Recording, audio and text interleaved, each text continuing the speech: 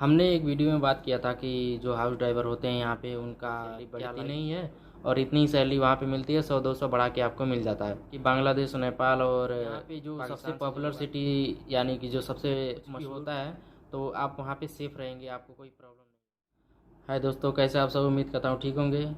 तो हमने एक वीडियो में बात किया था कि जो हाउस ड्राइवर होते हैं यहाँ पे उनका क्या लाइफ स्टाइल होता है, किस तरह वो आते हैं और किस तरह का काम उनको करना होता है।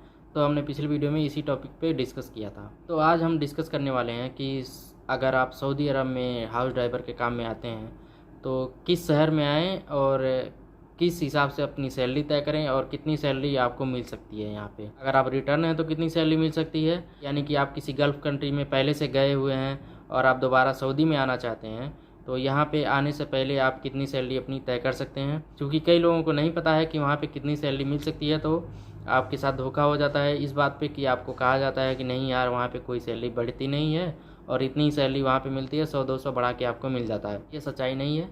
यहाँ पे जो लोग रिटर्न आते हैं उनकी अच्छी सैलरी होती है। तो आज हम इसी बारे में डिस्कस करने वाले हैं कि किस शहर में अगर आप आते हैं तो आपकी सैलरी अच्छी होती है और कहाँ पे आप जाते हैं तो आपकी सैलरी उतनी अच्छी नहीं होती है। तो चलिए वीडियो को शुरू करते हैं। तो यहाँ सऊदी अरब में जो लोग हाउस ड्राइवर के काम में आते हैं, तो यहाँ पे जो लोग नए आते हैं तो नए लोगों की जो सैलरी होती है, जो बेसिक सैलरी यहाँ पे जो फिक्स हुआ है, वहाँ पे यहाँ पे 1500 रियाल है। ये मैं इंडियन की बात कर रहा हूँ, जो लोग इंडिया से आते हैं उनकी बात कर रहा हूँ। बाकी बांग्लादेश, नेपाल और पाकिस्तान से जो लोग आते हैं वो इससे कम सैलरी में भी क्योंकि इंडिया की करेंसी नेपाल और बांग्लादेश और पाकिस्तान से थोड़ी बड़ी है, इसलिए इंडिया से जो लोग आते हैं वो उनकी बेसिक सैलरी कम से कम 1400 ही होती है। उससे कम की सैलरी में अगर कोई आता है तो आपका एजेंट आपके साथ फ्रॉड कर रहा है या फिर आप बहुत ही मिनिमम सैलरी में आ रहे हैं। तो आने से पहले एक बार ज़रूर सोच लीजिए। और फिर अगर आप यहाँ आना चाहते हैं तो अगर आप किस शहर में आएँ कि आपको सैलरी अच्छी मिली। कई बार ऐसा होता है कि जो लोग नए नए आते हैं उनकी सैलरी 1500-1600 भी हो जाती है। तो ये सिटी वाइज होता है कि जो पहले के पुराने शहर हैं वहाँ के मुकाबले जो नए शहर हैं वहाँ के हिसाब से थोड़ी सैलरी में फ़र्क होता है। और कई शहर ऐसे हैं जो छोटे बड़े हैं, ट्रैफिक के हिसाब से भी थोड़ी सैलरी कम ज़्यादा रहती है। तो हम इसी बारे में डिस्कस करने वाले हैं कि किस शहर में और किस हिसाब से आपको सैलरी ज़्यादा मिल सकती है। तो यहाँ पे जो सबसे पॉपुलर सिटी यानी कि जो सबसे मशहूर शहर है जो रियाद है, तो ये रियाद में सैलरी सबसे ज़्यादा मिलती है।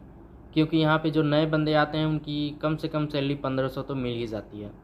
फिर अगर वो छुट्टी जाके वापस आते हैं यानी रिटर्न आते हैं उसी वीज़ा पे, तो उनकी सैलरी 200-300 ज़रूर बढ़ जाती है। और अगर कोई ऐसा बंदा है जो एग्ज़िट जाके यहाँ सऊदी से एग्ज़िट जाके रिटर्न आ रहा है या किसी गल्फ़ कंट्री से एग्ज़िट लेके दोबारा सऊदी में आ रहा है, तो ऐसे लोगों को यहाँ पे अच्छी सैलरी मिलती है। जैसे कि रियाद की बात अगर मैं करूँ तो रियाद में रिटर्न जो आते हैं उनको तकरीबन 1800 की सैलरी मिल ही जाती है। उससे ऊपर भी मिल सकती है क्योंकि उससे नीचे की कोई कंडीशन ही नहीं है। क्योंकि अगर आप रिटर्न आते हैं तो इनको पता होता है कि अगर आप रिटर्न आएंगे तो आपको कुछ सिखाना नहीं पड़ेगा, आप पहले से ट्रेंड हैं और आपने यहाँ गल्फ़ में किसी भी कंट्री में गाड़ी चलाई है तो आप यहाँ आसानी से गाड़ी चला सकते हैं।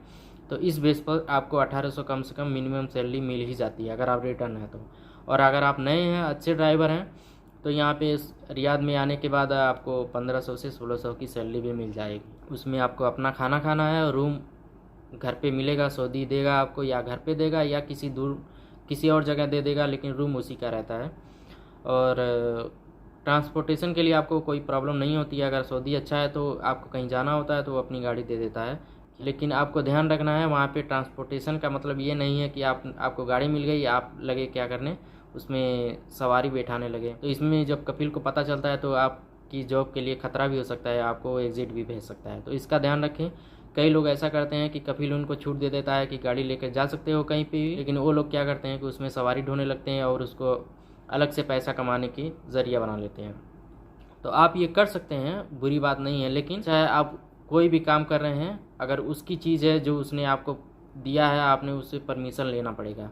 आप उससे परमिशन ले सकते हैं कि मेरे पास अगर खाली समय है, खाली टाइम है, तो क्या मैं ये काम कर सकता हूँ कि नहीं। क्योंकि आप डायरेक्टली उसके पास काम करने के लिए आए हैं और जो काम करने के लिए आपको उसने बुलाया है उसके लिए आपको पैसा दे रहा है। उसके अलावा अगर आप कोई काम करना चाहते हैं तो उसका परमिशन ज़रूर लें। क्योंकि इस सूरत में अगर आप गाड़ी कहीं ले जा रहे हैं और गलती से कहीं भी आपका एक्सीडेंट हो जाए तो वहाँ पे आप बहुत बड़ी प्रॉब्लम में फंस सकते हैं, क्योंकि आपने कफिल को बताया नहीं कि आप क्या कर रहे हैं।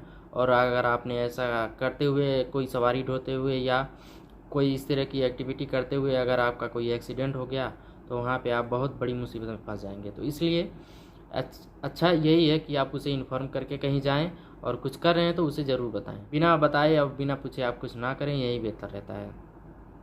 फिर बात कर लेते हैं कि किसी और शहर की। तो जैसे मदीना हो गया। मदीना में मैंने देखा है कई लोग ऐसे हैं जो एग्ज़िट जाकर रिटर्न आए हैं, लेकिन उनकी सैलरी 1500 से 1600, उससे ज़्यादा नहीं है। वहाँ पे बेसिकली सैलरी ज़्यादा नहीं मिलती है, क्योंकि वहाँ कोई ट्रैफिक नहीं है। हालांकि ये भी वजह हो सकता है, लेकिन सिटी वाइज रूल होता है कि जहाँ पे जैसा माहौल रहता है उस हिसाब से लोग रहते हैं और उस हिसाब से हर चीज़ होता है। तो वहाँ पे सभी ड्राइवर जो हैं ज़्यादातर उनकी सैलरी 1400 1500, कई लोग ऐसे हैं 3-4 साल से लगातार रह रहे हैं लेकिन उनकी सैलरी 1500 ही है, बढ़ी नहीं है। तो ज़्यादातर ऐसे शहर हैं जहाँ पे सैलरी ज़्यादा नहीं बढ़ती है। तो मेनली मैं रियाद की बात करूँ तो रियाद में सैलरी अच्छी खासी आपको मिल जाती है। तो अगर आप आना चाहते हैं तो मैं आपको यही रिकमेंड करूँगा कि आप रियाद में आएँ, क्योंकि आप यहाँ पैसा कमाने के लिए आ रहे हैं तो आप उसी जगह आएँ जहाँ ज़्यादा पैसा मिले। ये बात है कि यहाँ रियाद में थोड़ा ट्रैफिक ज़्यादा है, तो ट्रैफिक ज़्यादा है तो उससे आपको मसला नहीं है। आपको यहाँ पे भी काम करना है और कहीं और जाएंगे तो वहाँ पे भी काम करना है। तो सैलरी के लिए आप जितना अच्छा काम करेंगे उतनी सैलरी मिल सकती है। कई लोग ऐसे होते हैं कि जिनके कफिल के घर पे गाड़ी होती है, तो वहाँ पे भी अगर आपसे अगर एग्रीमेंट नहीं हुआ है गाड़ी धोने के लिए, तो आप उनसे एग्रीमेंट कर सकते हैं अपने तौर पे कि अगर आप गाड़ी धोते हैं तो आपको उसका अलग से पैसा मिलना चाहिए। तो इस हिसाब से लोग कमाते हैं। यहाँ पे आके लोग अलग अलग किस्म से कमाते हैं, लेकिन सऊदी को बता के कमाना वो अच्छी बात है, क्योंकि वो हराम के कैटेगरी में नहीं जाएगा। दूसरी बात, उसको इन्फॉर्मेशन रहेगी, तो अगर कोई एक्सीडेंट या कुछ भी होता है तो आप वहाँ पे सेफ़ रहेंगे, आपको कोई प्रॉब्लम नहीं होगी। लेकिन बिना बताए अगर कुछ करेंगे तो वहाँ पे एक्सीडेंट होने के बाद आपके लिए मुसीबत बढ़ जाएगा। तो बेसिकली यही सब बात था। तो उम्मीद करता हूँ ये इन्फॉर्मेशन आपको समझ में आ गया होगा कि कुछ भी करना है तो बता के करना है उसको, और इलीगल तरीके से कुछ भी नहीं करना है।